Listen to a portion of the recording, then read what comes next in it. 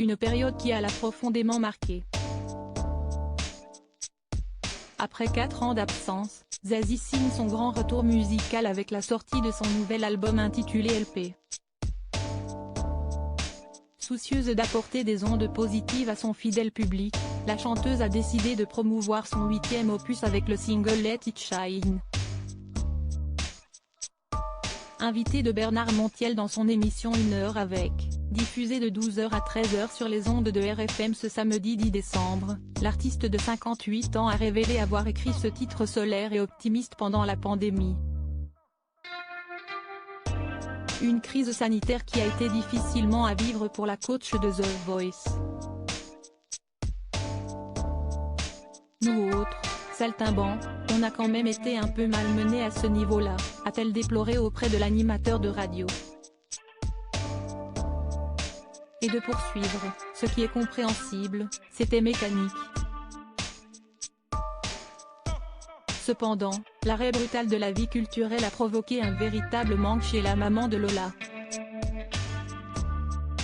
Et pour cause, la culture est comme un nutriment pour la chanteuse.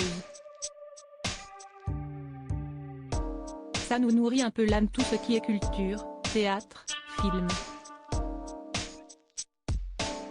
Et là, on était un peu interdit quand même, a-t-elle déploré au micro de Bernard Montiel. Ne pouvant se nourrir de tout cet enrichissement, Zazie a connu de nombreuses nuits blanches.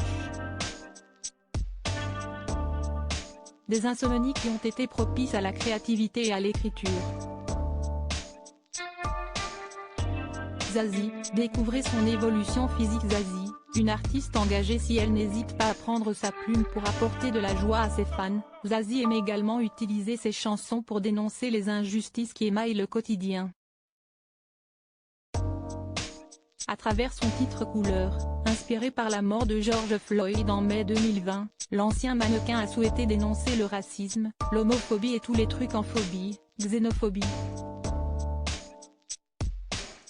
Donc c'est ma manière d'enfoncer mon petit clou au cas où, d'un petit rappel, que ce soit clair.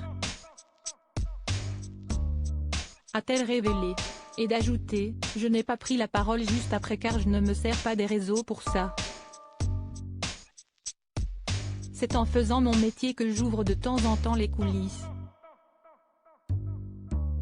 Dès lors, Zazie utilise ses talents d'auteur-compositrice pour mettre en musique sa colère, ses frustrations et ses sentiments d'injustice. Comme l'a si bien dit Bernard Montiel, la musique est là pour adoucir les mœurs.